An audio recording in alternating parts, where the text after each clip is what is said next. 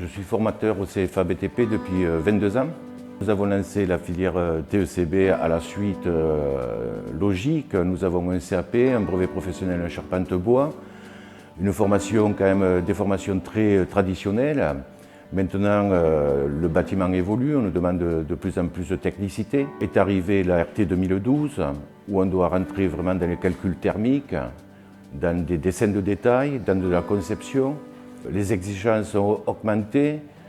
Les bureaux d'études nous demandent des plans de détail, des calculs, des notes de calcul en résistance de matériaux. Et le TECB répond à cette demande.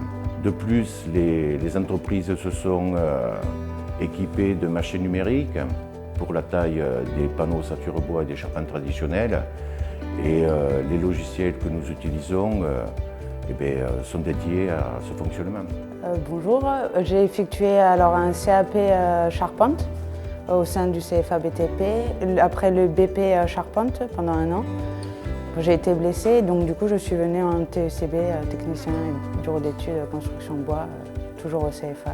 Cette formation m'apporte que j'ai appris à pouvoir calculer tout ce qui est les résistances de matériaux, tout ce qui est au niveau des isolations pour les murs, aussi la conception sur le 3D et le 2D qu'on ne voit pas en CAP ni en BP.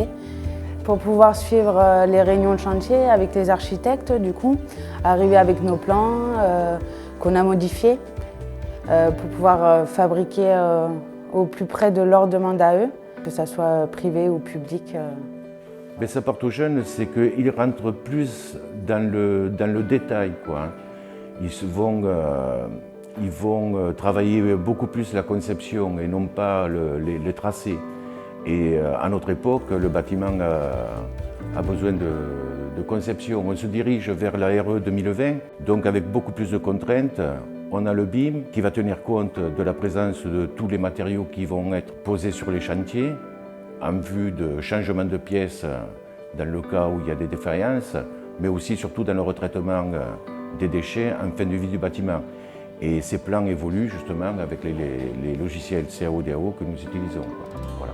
Je conseillerais cette formation parce que le bâtiment change et je pense qu'il faut évoluer avec.